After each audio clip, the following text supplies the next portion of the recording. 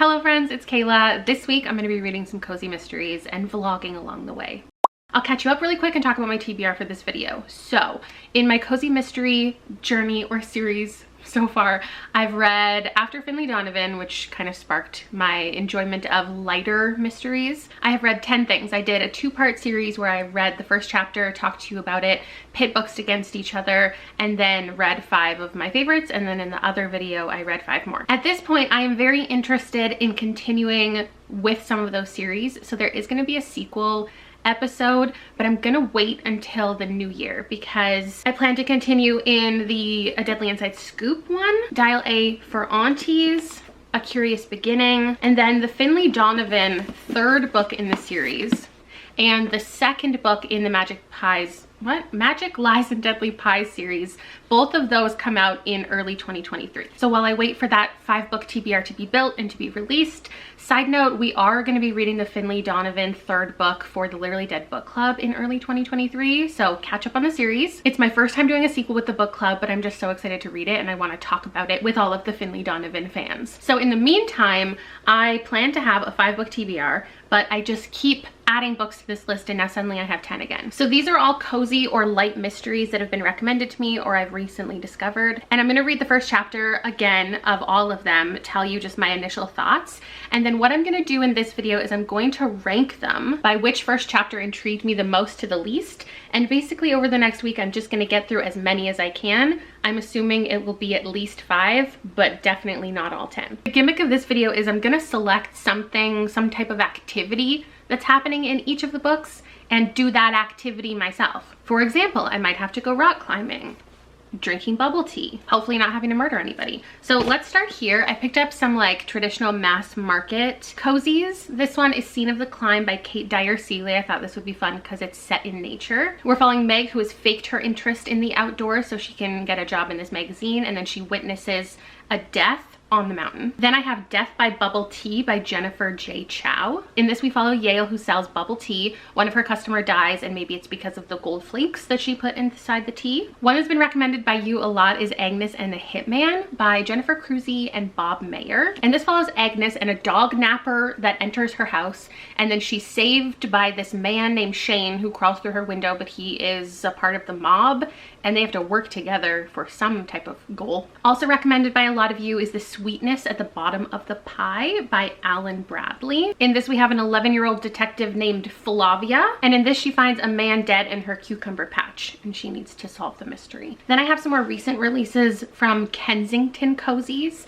This one is Renovated to Death by Frank Anthony Polito. I said last time how some of the books that I was reading seemed to be about renovating a business, but they weren't really. But this one is about 2 married men, and they have a reality TV show where they renovate houses, and they discover the dead body of the man whose house they're renovating at the bottom of the stairs. And then 2-part Sugar, 1-part Murder by Valerie Burns is about a woman who is inheriting her great aunt's bakery, so she has to move to this small town when she discovers that the local mayor has been fatally stabbed and her fingerprints are on the murder weapon. Then while I was at the library picking up these ones, I came across Grounds for Murder by Tara Lush. In this we're following barista Lana Lewis, and there is a Sunshine State Barista Championship, like a contest she gets to participate in, which sounds very fun. But then her #1 competition drops dead. And then because Finley Donovan remains my favorite of all of the lighter, fun mysteries that I've read,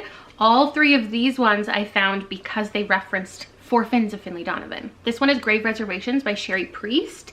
I found this on my local indie bookstore stories when they were promoting brand new releases. They said it's a light and quirky comic mystery featuring a psychic travel agent and Seattle detective. So we've got Lita, who runs a travel agency, and there's a detective who she saves from like a deadly flight, and then he wants her to work for him. Then I have Jameela Green Ruins Everything by Zarka Nuaz, and I saw this in my friend's Instagram story. She said it falls into the completely outrageous category. Oh, also similar to the 4 Aunties series. If you need anything that resembles normalcy, do not read this. I loved every moment. So I've heard that this is satirical, which makes sense because this is from the author who did the show Little Mosque on the Prairie. If you're Canadian, you might have heard of it. And this is following Jameela, She's seeking spiritual guidance at her local mosque. She has to perform a good deed, and then it just kicks off a chain of absurd and unfortunate events. We've got a terrorist group, we've got the CIA, and it says it's a hilarious dark comedy. So I'm gonna check this out. And then lastly, I found Give It a Rest by Laura Barnard. And this just showed up in my Instagram feed one day, and I ordered it. I think it's self-pub. And I didn't realize when I saw this infographic that was like, if you loved this book, you'll love this. Crime rom-com, desperate women finding themselves in a world of underground crime. I didn't realize it was the author herself who made that post. So this was recommended directly by the author. So I'm gonna give this a go as well. And I'll check in with you after I've read the first chapter of all of these and what my first impressions are. Okay, I just read the first chapter of 2 that had a kind of similar intro. And I realized I didn't tell you the plot of this, so I'm glad I started here. Both of these, the first chapter involved a girl getting fired from her job, and they handled it very differently. So in Death by Bubble Tea, she has a bookstore job and they just don't need her anymore, so now she's going to start this bubble tea business with her cousin who just came into town. All of that happened in the first chapter. It was like 15 pages. And then Give It a Rest had a girl with an office job who just got fired. And then like attacked all of her bosses and coworkers, like literally walking around with a stapler, like shooting staples out at people. I want to establish right off the bat that though I'm calling this my cozy mystery series, like it didn't pitch itself as that. It is more of a fun mystery, like a silly, ridiculous, over the top mystery. Screaming at people, she's freaking out, and she like attacks some woman and she refers to her as Fat Farah, and then says her fat podgy cheeks flushed and scrunched up in fear. I slapped her. Anyway, it was just a lot of aggression. And what's gonna happen in here is her and her friends start a drug selling business. At this point, I would put this at the bottom. I feel like I just really didn't like the introduction. I guess I would put this somewhere in the middle. Now, Agnes and the Hitman, it's told in different days. We started with Monday, which was 23 pages, and we just got dropped into the story. A lot of chaos. There were a lot of characters that I feel like I'm already supposed to know. So we have Agnes, and she is staying at someone's house named Brenda, and she kicks off the first page with just being like, Brenda lived alone here for years, nothing ever happened to her, but someone is in her house trying to kidnap or kill her dog. And she ends up taking that guy down, and then this person named Shane shows up, and he's supposed to protect Agnes, and they just get introduced. I don't know, I think I would put it again somewhere in the middle. And then we have Grave Reservations, which the first chapter was just exactly what the synopsis said. We had 10 pages. We got introduced to Lita's life really thoroughly but swiftly. I feel like this writing is going to be really fast paced, and I quite enjoyed the setup. So she is a psychic, which obviously puts it on the more unrealistic side of a cozy mystery. She has a travel agent business, she has a sidekick, their dynamic is fun, and then she basically reschedules this flight for this guy, and something happens with the flight, and he's like, you knew something was going to happen, and she has to keep her psychic abilities under wraps. I just feel like this is going to be a really fun one. So I don't know, right now I'm putting it pretty near the top. Okay, this one, I did these 2 next. This one was quite fun. So we have a woman, I feel like she has a lot of opportunity for growth throughout this book. She's very chaotic energy. She gets on a plane at the beginning, and it's like an inheritance story where she has to run this business and live in this house for a year before she's allowed to sell it or whatever. She gets on this plane and she's telling us her life story, but the way that the narrative does it is she's telling it to like a Catholic priest who she just sits beside, and she's like, all right, I need to confess, and she's just like going off all about her life. Her fiance just recently left her on like a live stream to the internet. So this one I would put just above this one. The first chapter was 10 pages, and we got introduced to this couple and the show that they're going to be working on. They have to like find the right house to renovate. They're about to adopt a dog, and the people whose house they're going to renovate, they haven't wanted to sell, and I think there's a lot of other people in town who've wanted to buy that house. So I think there's going to be a bunch of like angry people. The setup to Jameela Green was interesting. I read 14 pages. She's at this book event. She just sold her memoir. She's decided to pray to God to sell her book, and that's how she'll find success. She said remember what we talked about? You will make my book go right to the top of the New York Times bestseller list, just like you do for all the white people you love so much. Then she comes into contact with this like enemy from high school who also has a book out. They have to interact. There's no mystery set up so far. I'm generally intrigued to continue. And then Scene of the Climb, the first chapter had like the murder scene in it. We're following her like right on the trail, trying to climb up this mountain, struggling so much, and then the dead body falls past her. I love the situation where we have a person who's thrown into an unfamiliar circumstance and they just have to like flub their way along. It was a fun setup. I do want to make sure I read a traditional cozy. I'm gonna put this at the top because then I can go for a hike tomorrow while I read this and complete my activity challenge right off the bat. 2 more. Okay, so it turns out in this, I got introduced to the coffee shop, and Lana and Fab was actually her, like, they're co-workers at this coffee shop, and they're supposed to compete together. But then a random woman shows up, and I think they decide to partner up and enter the competition against her, like with somebody else. And then he's gonna drop dead. And the first chapter ended with, he said, "Over my dead body." But it's just okay. So I'm gonna put it, I guess, pretty low because I've read some more intriguing things. And then The Sweetness at the Bottom of the Pie, I knew I was gonna put pretty lowly just because it is about like a preteen detective. And I said before, that's not really my preferred POV. But right now it was just introducing us to all of the members of her family, her older sisters who bully her. They're fighting a lot. There's like a little laboratory and she's working on all of this chemistry stuff, and then a bird arrived at the door at the very end with like a letter pinned to it. Didn't do a lot for me, but I think I'll read it someday. And this is my final ranking order. So I'm gonna start here and I'm just gonna read them in this order, and I'm gonna get through as many as I can in 1 week.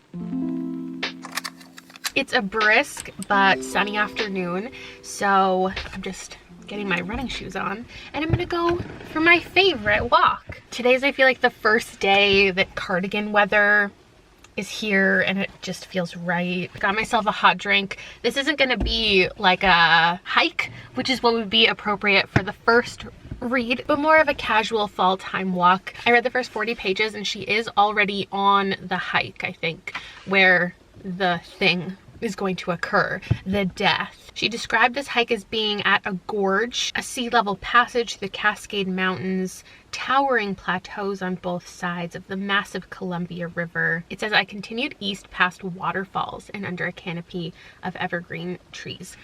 Oh, then it uses the S slur.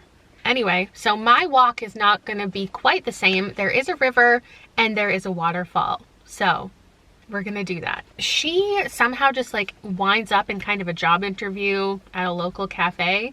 She's getting her drink and she's talking about how she's getting like a mocha with extra whip and full fat milk, and the barista's like, She then slips and falls because it's wet. We're in the Pacific Northwest, and she falls down, and then this, you know, we're setting her up to be very cute and quirky.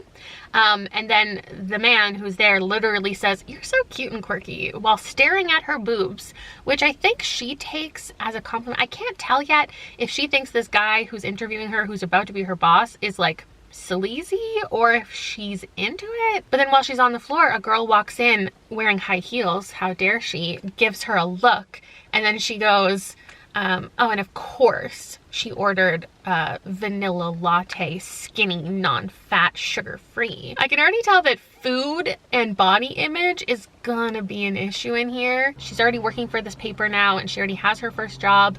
It's a reality TV show that's filming at the top of this mountain, and so she needs to get there, and that's where we're at. So she's at the trailhead now, as am I. She's saying the trail began right at the base of the pavement.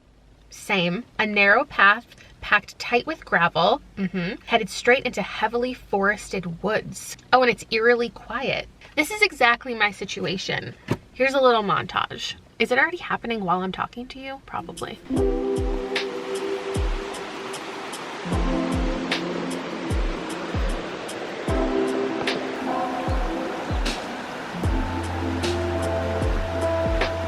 Hold on. How is her walk in the woods quiet if she's next to a roaring, humongous river? I'm next to a super tiny river, and you can hear this from a kilometer away. This is actually a really good idea for me because like yesterday I didn't leave the house at all. I was editing all day. And today I've had various appointments and meetings all morning and I just needed to be outside. No audiobook, no music, just nature as my company. And I'm being unfair because maybe by quiet she just meant no people. But let me tell ya, ain't nothing quiet about a waterfall.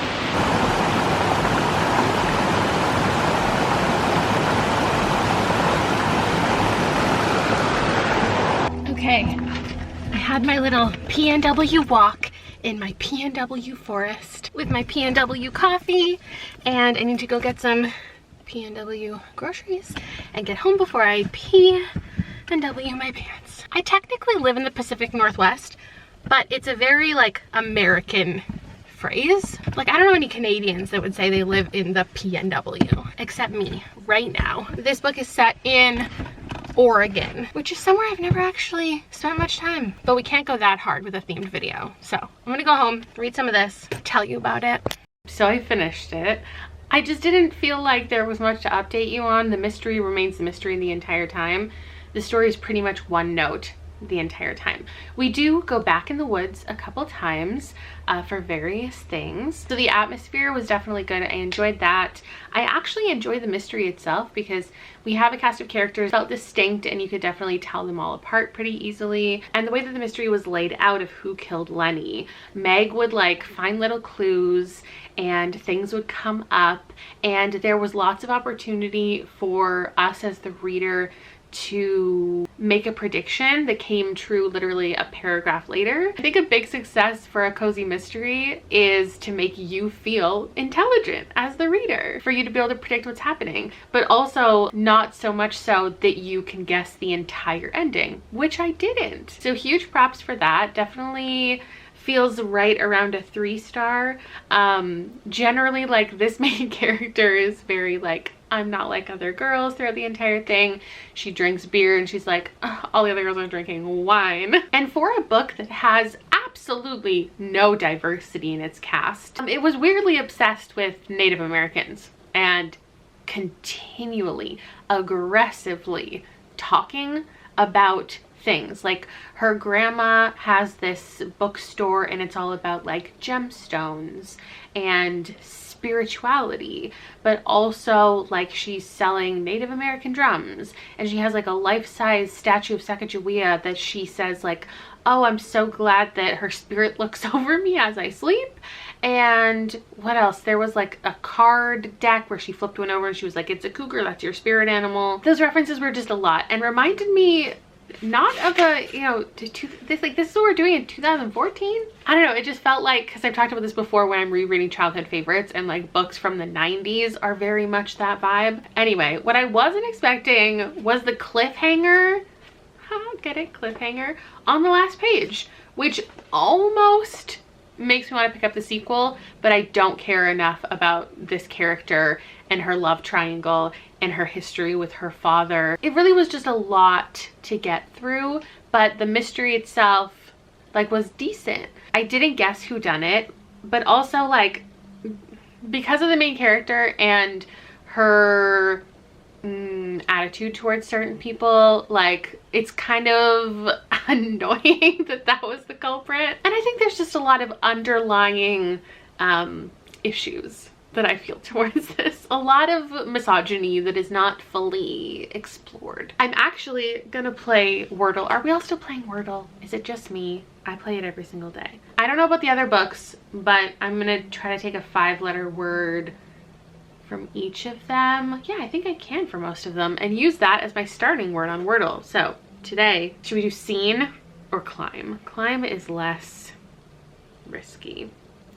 Ooh, okay. What about glide? Okay.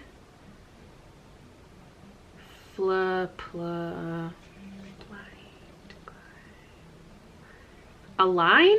That's a word. I know there you can also spell it with a G, but okay. Okay, then it's a like. Okay, got it in 4 today. Not bad, not bad. I'll let you in on tomorrow's pick once it's tomorrow. It's another beautiful day and I've selected Grave Reservations mostly because it's available on Scribd, and I have a long drive today. I'm gonna be on the road for a couple of hours. I'm headed to another city, and while I'm there I'll probably do some book shopping, so I'll take you with me.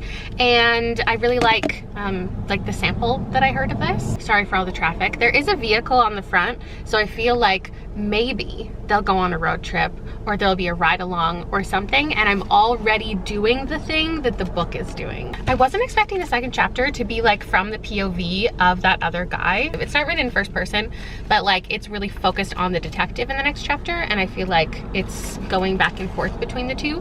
So it wastes no time, and he immediately shows up at her office and is like, do you want to work like with the police? Not officially, but like I'll pay you a little bit and come work for me. We still don't know what the like mystery or murder or whatever he's trying to solve is, but one thing I've already appreciated is that he said that even the dog on the plane, because the whole thing is the plane that she got him off of did, like, something bad did happen and like 5 people died, and he was like, but the only dog on board got off safe. And I was like, just for us as a reader, like that feels like a really great thing to include. Like, you didn't have to do that, but you knew some reader would be like, aren't there dogs, like aren't there pets in parts of the plane? That was great. But his chapter opened up with talking to his daughter, who's a teenager. So I'm not really sure if these people are the same age or if they're going to end up in a relationship, Lita and Grady. But his daughter Molly, works at Starbucks. And I just feel like reading that gave me the permission that I needed to grab my morning coffee. And now I'm gonna turn on the audiobook after I'm like 5 chapters in, and I'll update you when I get probably to a bookstore later.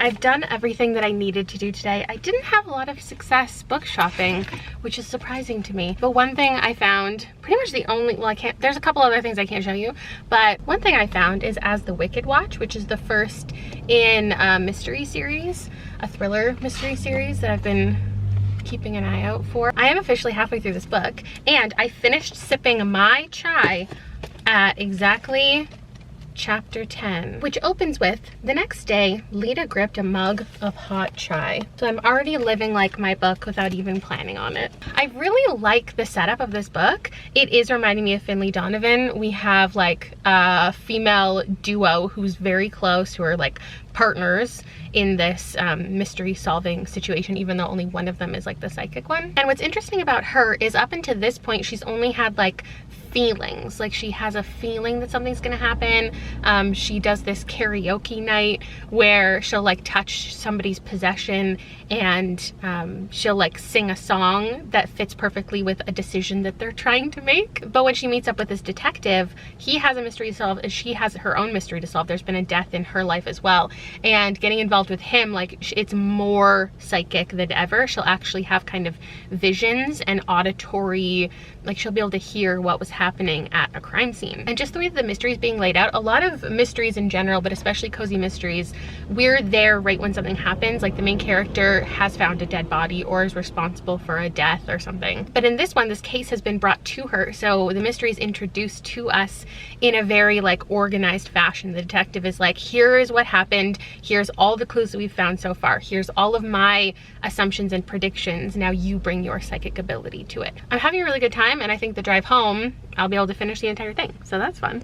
I'm home, I'm almost done the book, I'm back in my pajamas, thank goodness, and I'm being attacked by stink bugs.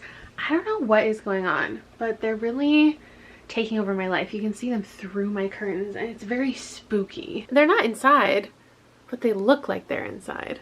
It's just like, what did I do to ask for this? Every time I walk in here, like, I just see these little shadows, and I hate it so much. Oh, there was 4. And then out here, I'm just sitting here at the computer getting some work done, and there's 2 just looking in at me. Why does it look like it could be yesterday? Like, I feel like everything looks the same, like I'm time traveling. Grave Reservations. It was a win, not a big win. I feel like 4 stars feels right.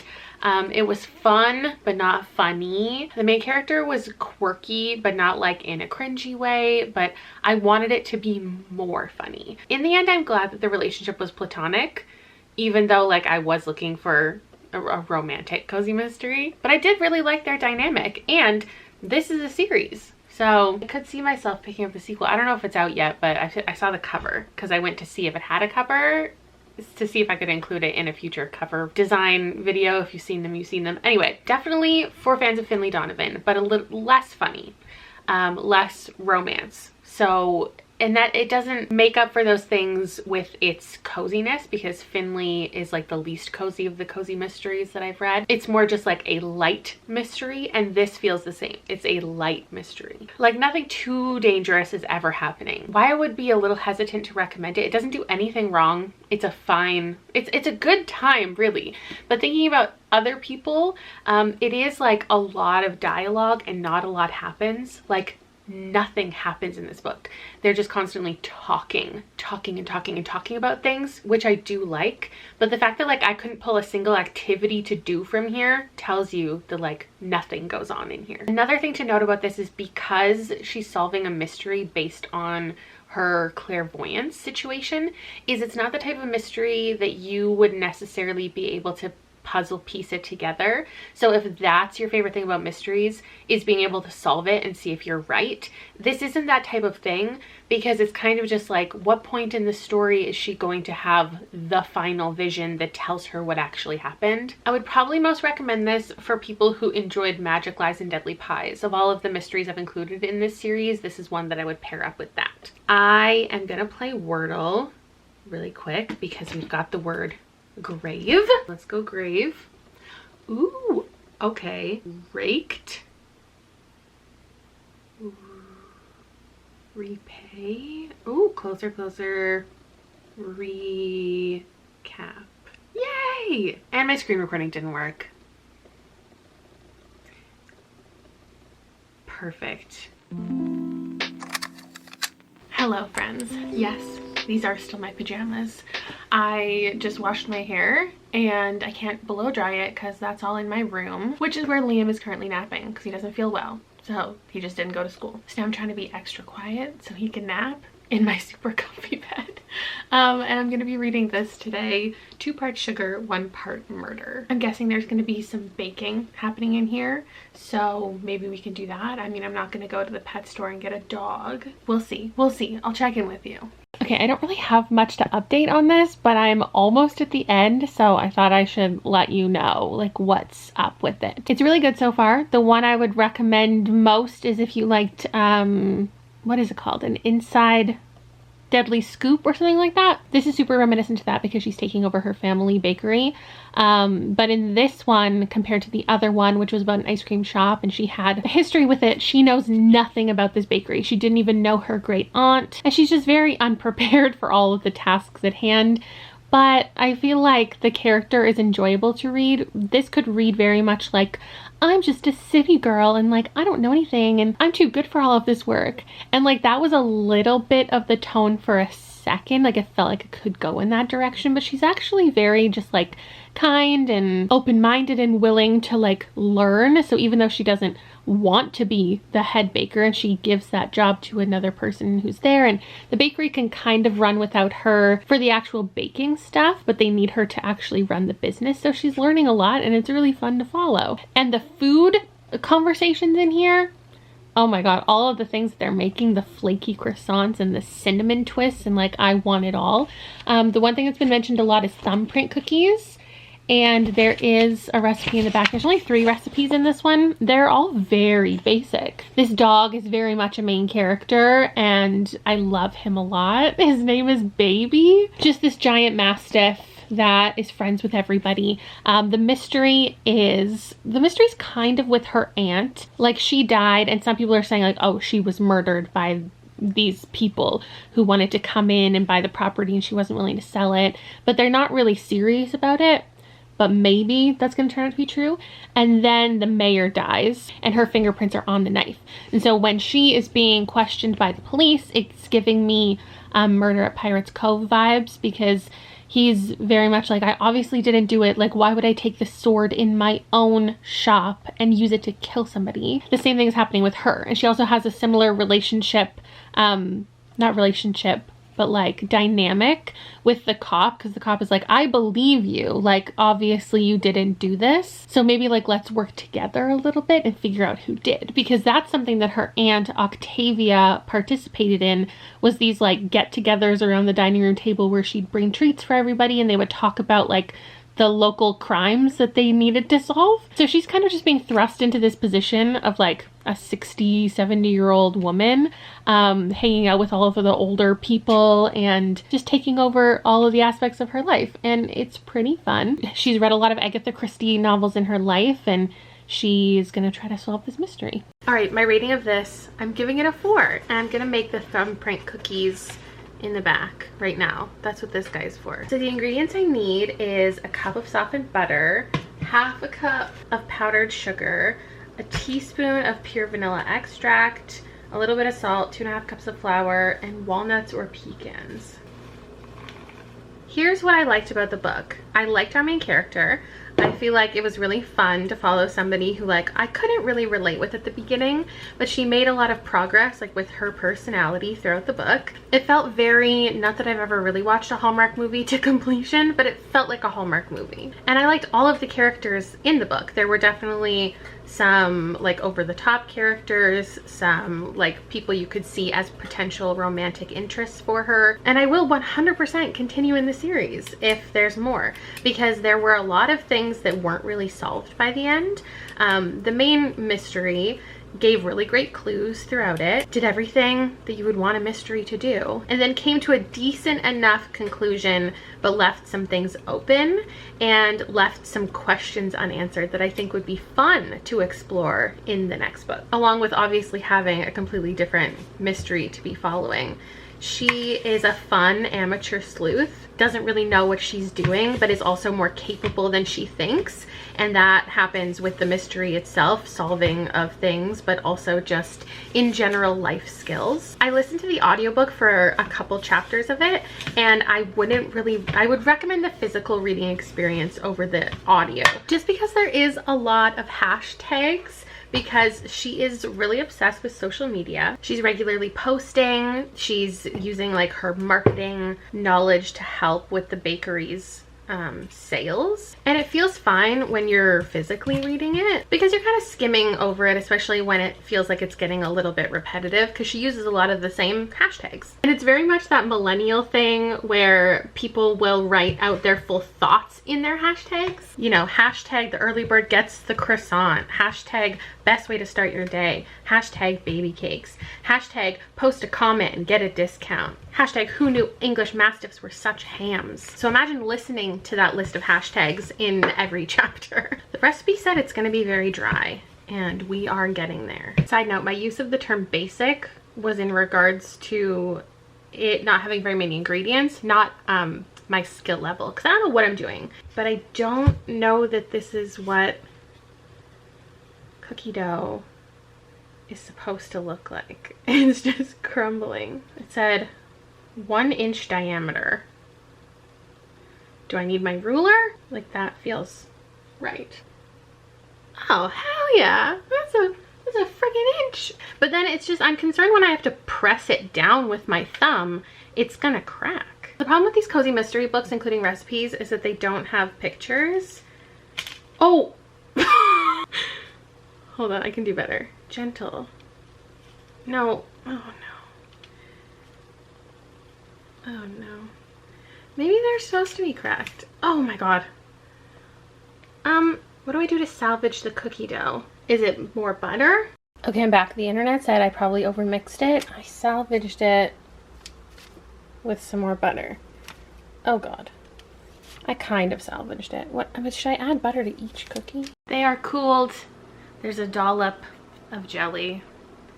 And the word of the day is obviously going to be parts, because sugar has already been one. So let's play.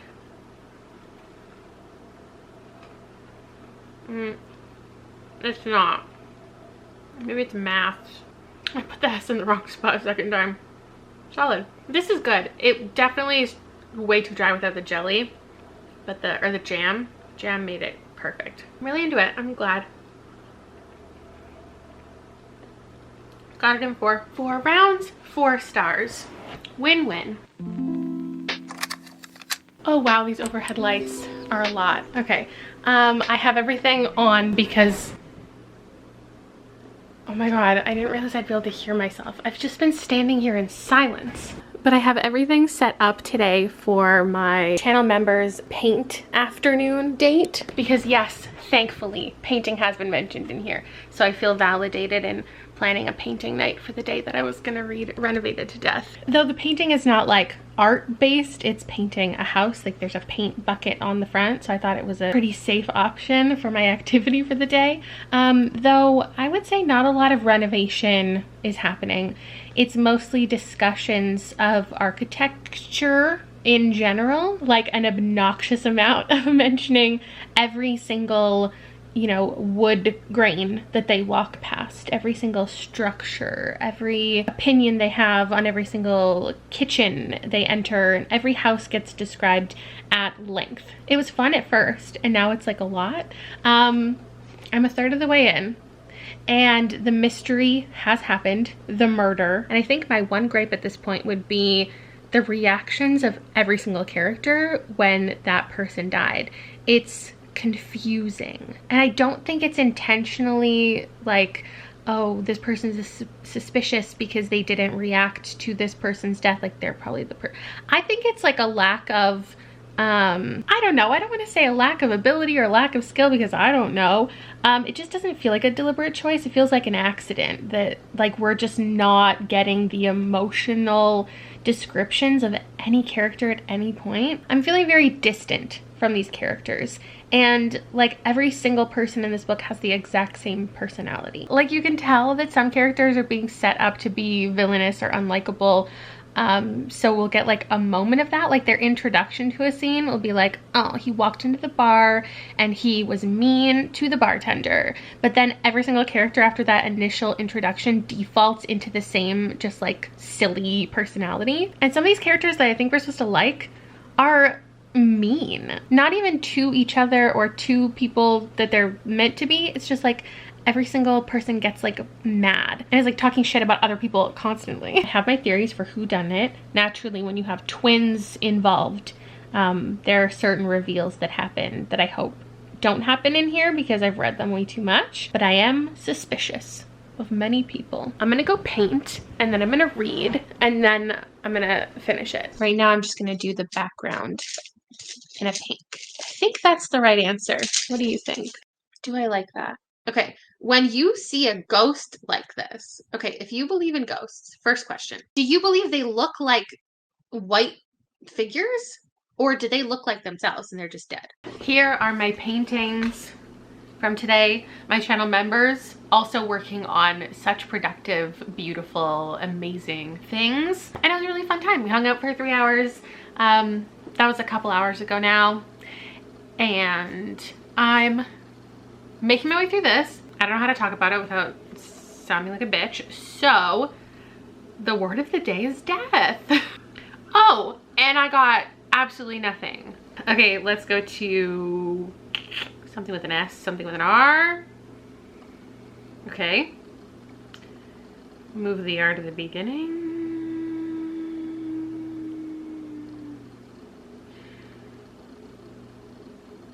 Okay, what about glory? Yay! It took 4. It normally takes 4. That's like what I typically get. How do I say what I want to say with different words? Every chapter feels like it was the first chapter that this author wrote. And I do indeed mean that in the mean way, that like it's not good. But also it's just strange how every chapter, the way that we're being spoken to is as if we have never met anyone in the story. We have never met the main character. We don't know anything about anything, and neither does he. I don't know how to explain to you what this book is doing, but it's just so strange, the perspective that we're reading from. He's just like in every chapter, not literally, but essentially like, I have a husband, this is his name, this is how we met. And then in the next chapter, it'll be like, this is my favorite thing about my husband. Here's a little bit of our history. And then the next chapter will be like, this is my husband. When we first met, this, and this. And then like he'll meet a character, and then 3 chapters later, someone who knew that character will meet him.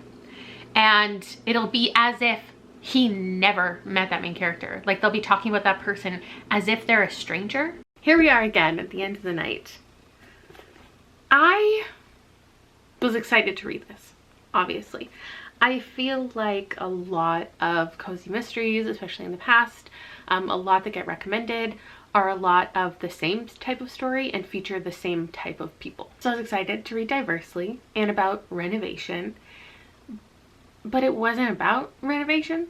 Like that wasn't really a plot of the story.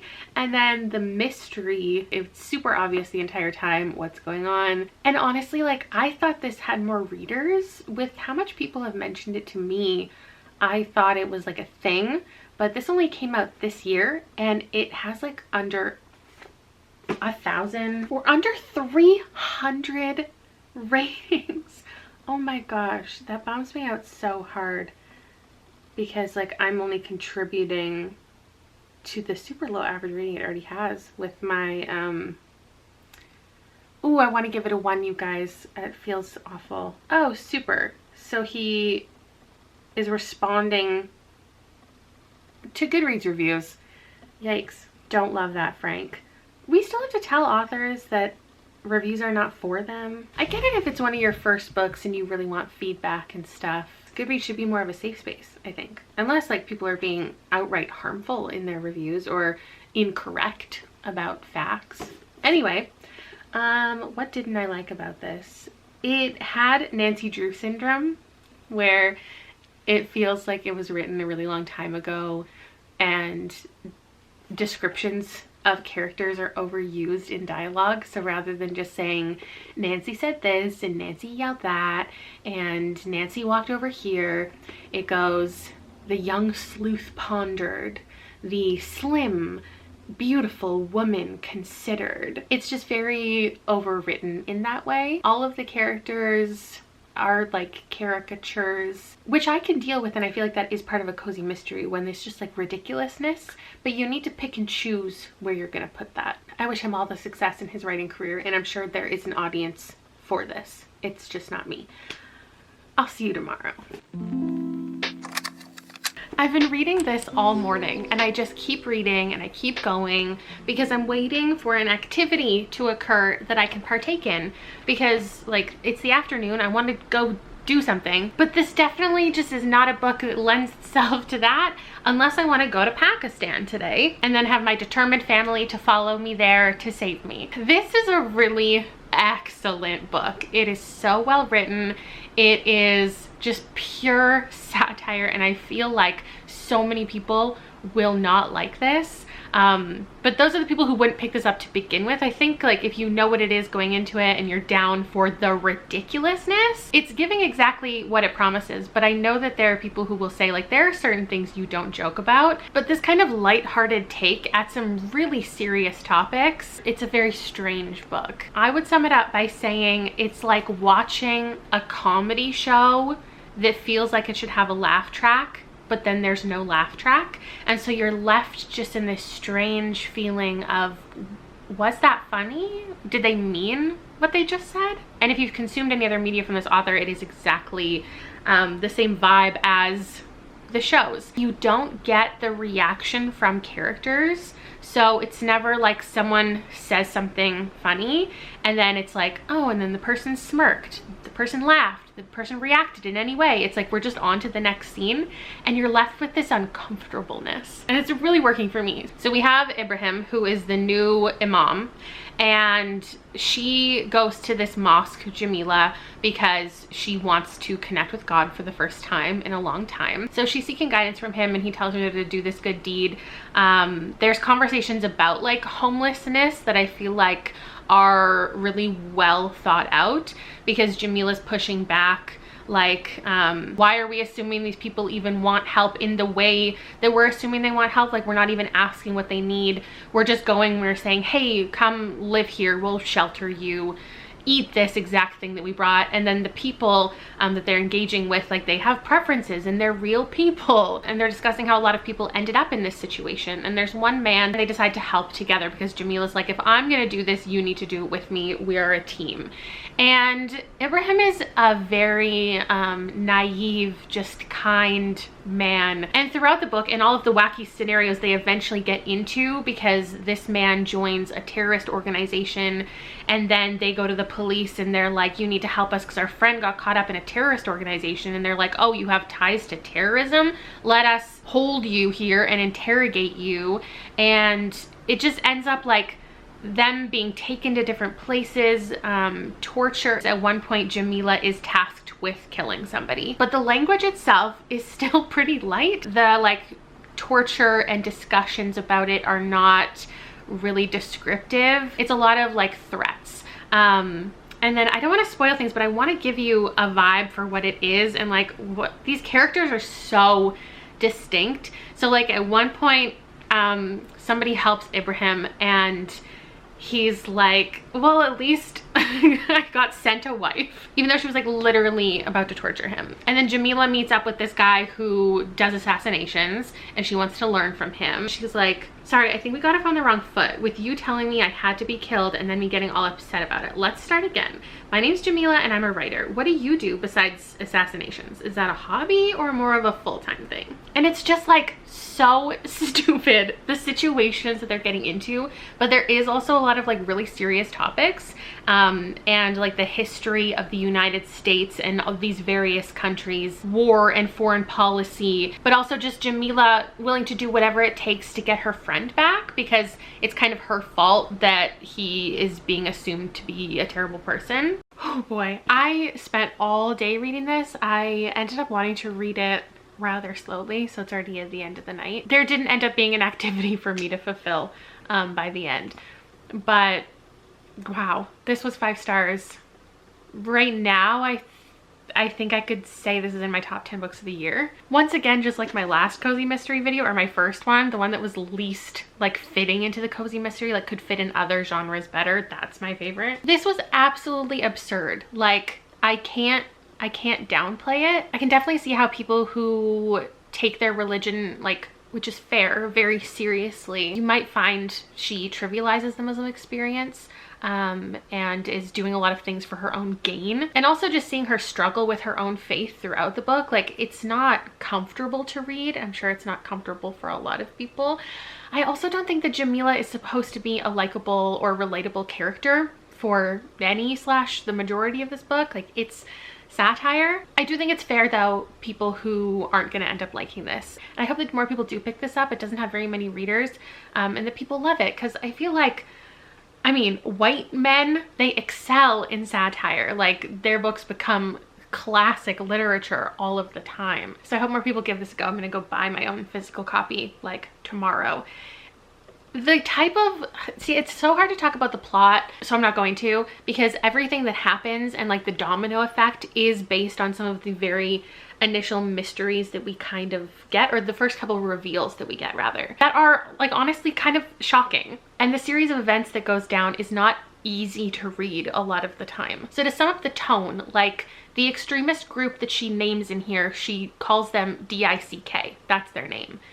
So she can make jokes about people's commitment to the organization as being like soft or hard. Like, that's the tone. But then I also think this has a real ability to educate people. Like, there's historical events and context about various people and situations, and like how extremist groups have been created. And then there's even a focus on like morality police, and throughout this book, she and other women having to cover their faces and or hair. And naturally, with the horrifying killing of Mahsa Amini this month in Iran, let alone like any senseless killing and human rights issues. These are important and relevant topics, if nothing else, just to be educated on in general what's going on around the world. I definitely feel comfortable recommending this to people, maybe not necessarily the cozy mystery community specifically, but just generally, if you're already set up to enjoy this type of book, I really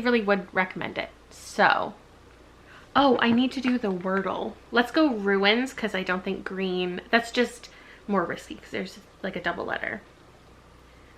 Okay, no. Flare. Grape. Oh, see, there's a lot of options here. We can have grade, great, grace, grave. So I'm gonna think of a word that has like 3 or 4 of those letters, and then I can figure out what letter it is, because I could easily not get this. Okay, and it's the T. I might not have gotten that. I probably wouldn't have gotten there in 6 if I didn't do it that way. Okay. Today's word of the day again is gonna be death, because that's the only 5-letter word in here. We might as well try it again. Ooh, okay. Let's put...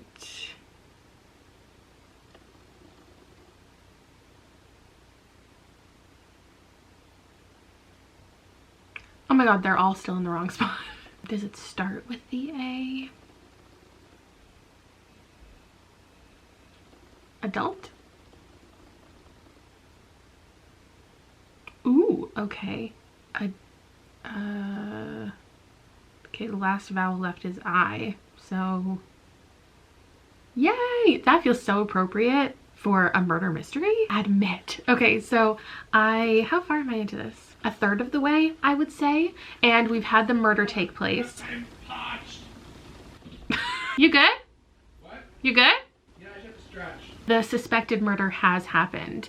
Normally in a cozy mystery, the person who died is like a bad person, and the person who killed the person is also a bad person. But right now we don't really know anything about the person who died, and the suspect is her cousin, who does seem to be like kind of useless and superficial, and like put something into the bubble tea that wasn't food safe, and like maybe that's the thing that killed the person. But because that's the assumption right from the beginning, that's obviously not going to be what it is, and her cousin isn't set up to be enough of like the villain for me to believe that that's what's going to happen. I am having a good time with this though. Depending how it goes, this could be a series that I want to continue, because I feel like the writing's really solid. I'm enjoying the setup. We have had a couple like descriptions of the specific bubble tea that it's served, but I'm going to wait to see if anything else comes up so I can decide what I want to have, because in a couple hours we're gonna go into the city and do groceries and stuff. Right now my friend Meg is doing like a quiz night with her patrons, and that's like my favorite thing. I'm gonna be running one for my channel members in October, like a spooky one. So it's like showing you a bit of a cover and you have to guess what horror book it is, and then like reading you the first line, where we use Kahoot, and you basically just get to play along and answer all these trivia questions. It's so much fun. So I'm gonna join Meg's, and then I'll see you when that's done. I have crossed a cover really small, and you have to type these. I've not given you multiple choice, but I think if I gave you multiple choice it would make it too obvious. So what is this cover? So at least that's something. Next question. There she is. None of you got it. I'm on the leaderboard. I think the only reason I always get a lot of points is because Meg and I have such similar readings sometimes. So the cover round is always fun because I recognize so many of them. But then I really do flop in so many of the other categories. Like she puts author faces up and I have no idea who anyone is. So it balances out, you know. I'm not even winning right now. Devastating. Gotta get back to it. Coming in at third is Kayla. I'm making good progress. I'm halfway through now, and I'm pretty sure I've solved the mystery. If not, then there is a really good red herring, which I'm gonna come to appreciate. But I only figured that out because I went back and tabbed all of the mentions of bubble tea and the flavors and stuff, so I could find one that for sure was mentioned in here. and we're at the tea cafe, and I'm gonna get something that was mentioned. So there was one that said a green tea with fresh grapefruit, and that sounded so good. Black tapioca pearls, grapefruit green tea with regular boba, extra ice. I already know that I don't like boba, but it's also been like 10 years since I had it, so I just want to enjoy. And my husband is absolutely obsessed with bubble tea. They also recently had mango ice cream, which sounded like a great idea because they're at the food market and there are so many booths and so many people and so many types of food that they're going over. He says we do condensed milk if the customers want their drink creamy, also boba. We have 3 different flavors: regular, brown sugar, and lychee. Brown sugar, that sounds like a good idea. We're gonna run in and then I'll share with you, I don't know, my first sip.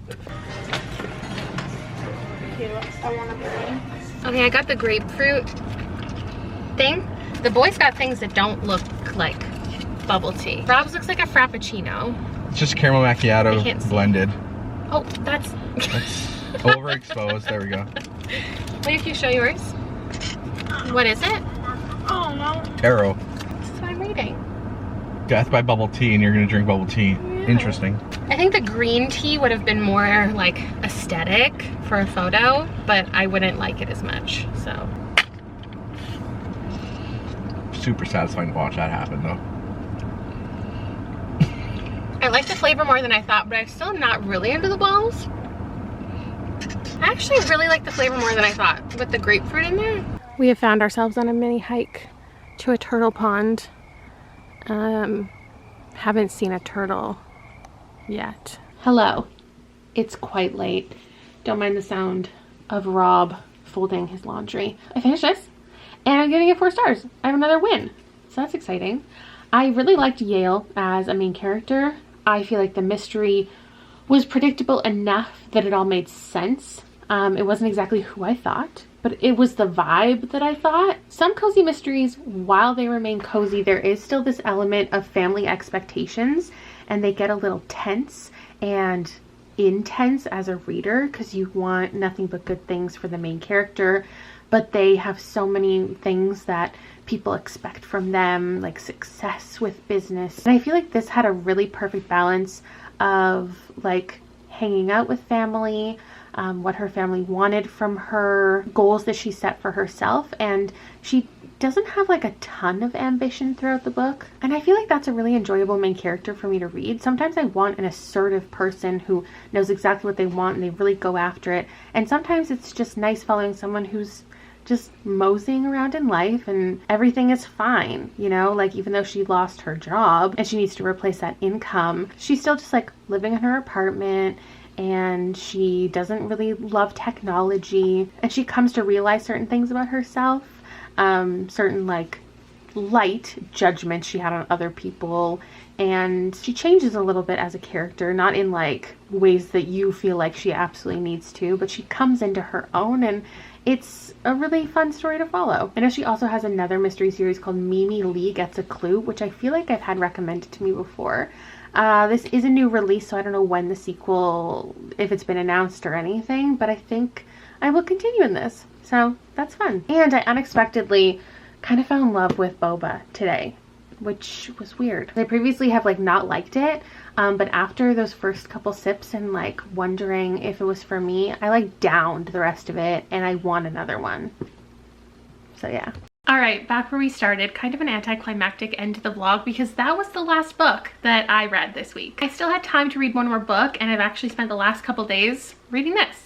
I'm halfway through and I'm trying to give myself more permission this year to truly DNF no matter how far into a book I am, and I can't read this anymore. I really do appreciate the recommendation and it does have romance in it, but for me, like the romance has already happened. These two people are already together. They're already sleeping together and the mystery isn't giving me enough tension to continue, and if the romance also isn't giving me that, I'm not having a good time anymore and I feel bad, but I am not going to continue in this. However, I do think there is a chance that these might come back into my life. I mean, I own these ones, so I do see the potential of returning to them. But I finished 6 of the 10 books. This is my final ranking. We had a 5-star, quite a few were 4 stars. And then, you know, high 2s or a 3 and a 1. A mix of ratings for sure, but I had a really good time reading. It was a light reading week for me generally, and I'm excited to continue in a bunch of series in the new year. So thank you so much for watching. Let me know if you're gonna pick any of these up. Any other recommendations, I always really do appreciate them, and I'll see you later. Bye.